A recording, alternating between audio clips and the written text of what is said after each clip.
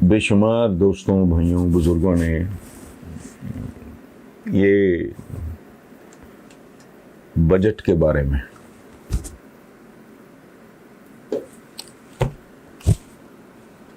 بھوکوں ننگوں کا کوئی بجٹ نہیں ہوتا. بجٹ بیسیکلی ویسے بھی تخمینے، اندازے، اہداف، یہ ٹارگٹس ہیں، یہ چیز، یہ اس کے علاوہ کیا ہے؟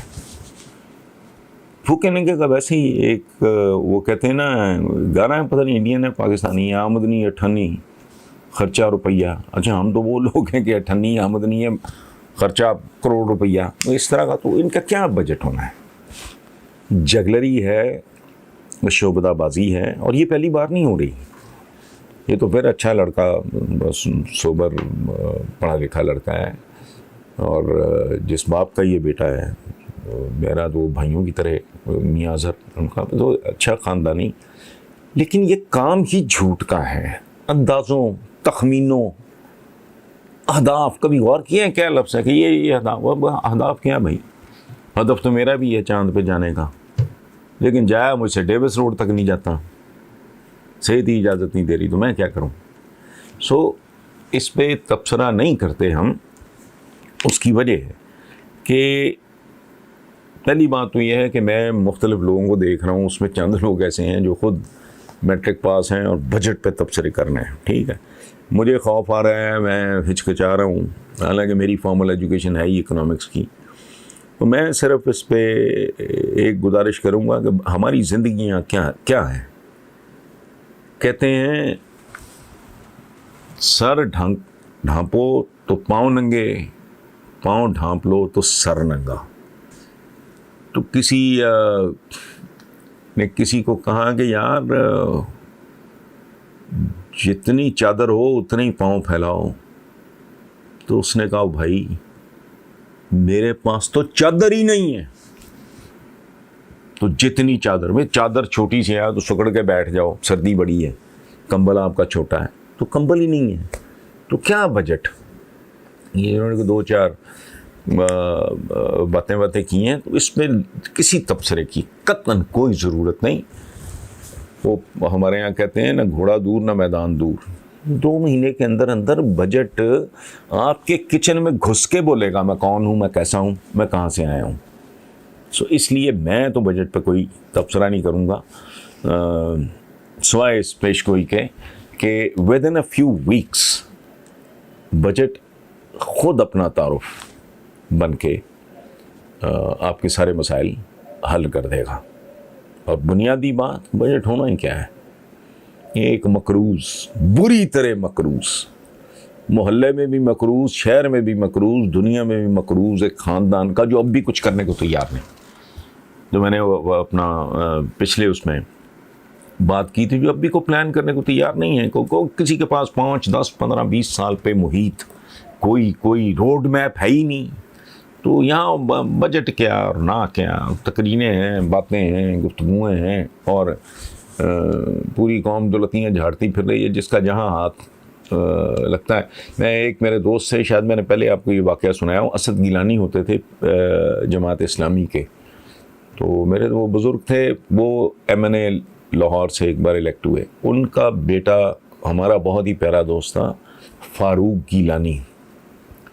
وہ بیوروکریٹ، کافی سینئر پوزیشن پہ منسٹری آف فائننس میں. تو ایک دفعہ فاروق گیلانی اور بھابھی ہمارے بیلی پور والے گھر میں ملنے آئے. تو بھابھی چلی گئیں، میری اہلیہ کے پاس میں اور فاروق گپ لگا رہے تھے. تو میں نے کہا یار فاروق تو اب اتنی سینئر پوزیشن میں ہے منسٹری آف فائننس میں، تو پاکستان کی معیشت کا پرانی بات ہے، اس کی تو ڈیتھ کو بھی کئی سال ہو گئے. تو ظاہر ہے اس وقت تو وہ ریٹائر بھی نہیں ہوا تھا ابھی. تو مجھے ہنس کے کہتا ہے فاروق گیلانی، بہت ذہین، بہت ہی پیارا، بہت ہی ذہین آدمی، تو مجھے ہنس کے کہتا ہے کہ یار تو کیا ہم فضول بات کر رہے ہو، اس ملک کی کوئی اکانومی نہیں ہے. اس ملک میں ہر آدمی کا ہاتھ دوسرے آدمی کی جیب میں ہے، یہ اس ملک کی اکانومی ہے. اور ہر ادارے کا ہاتھ کسی دوسرے ادارے کی جیب میں ہے. اس نے کہا جاؤ جا کے پتہ کرو، اس زمانے کی بات ہے، بعد میں بھی ہے، یہی کچھ ہے. وہ جی پریزیڈنٹ ہاؤس نے پتہ نہیں کتنا بل، پی ایم ہاؤس نے پتہ نہیں ویپڈا کا کتنا بل، کتنے کروڑ دینے ہیں. یہ اسی طرح کا ایک نا آوارہ سا ایک کاروبار ہے. اس لیے بجٹ کے بارے میں اس سے زیادہ تبصرہ میرے پاس نہیں ہے. یہ بڑا اس وقت فن خان ٹی وی پہ بیٹھا ہے، سب کی باتیں سنیں، انجوائے کریں. بجٹ اپنا آپ کو خود بتا دے گا. کسی ماں، کسی بیوہ، معصوم بچوں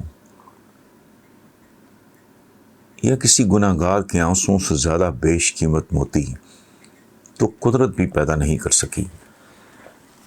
قربان جاؤں اس عظیم اور جنگجو ملاح باپ کے جس نے بیٹی کی آنکھوں میں آنسو دیکھ کر بے ساختہ کہا تھا،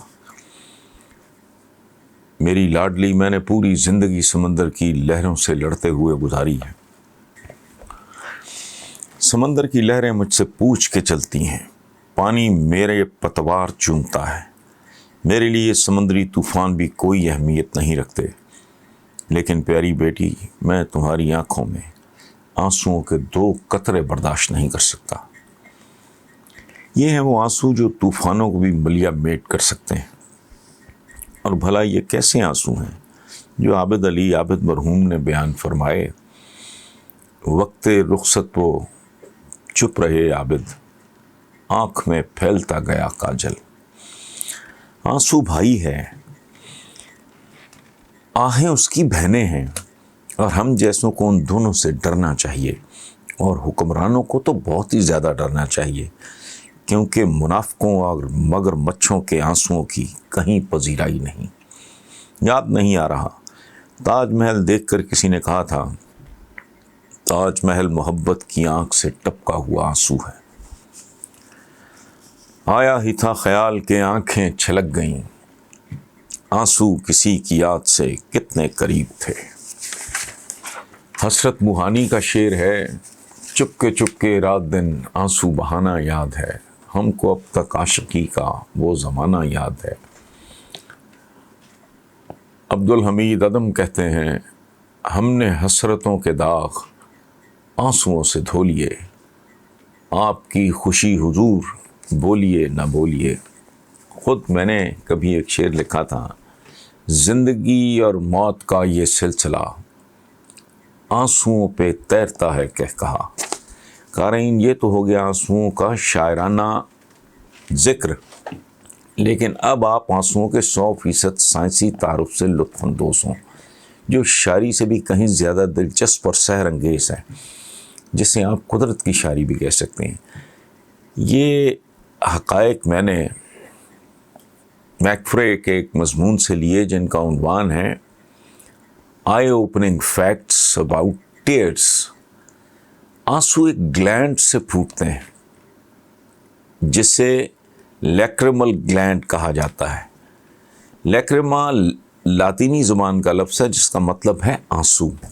یہ آنکھ سے ذرا اوپر اور ابروؤں کے نیچے ہوتا ہے. آنسو 3 قسم کے ہوتے ہیں. باسل آنسو آنکھوں کو خشک ہونے سے بچاتے اور محفوظ رکھتے ہیں، اور دھوئیں مٹی وغیرہ سے بھی بچانے میں مدد کرتے ہیں. جذبات کے آنسو غم یا خوشی کے نتیجے میں جنم لیتے ہیں.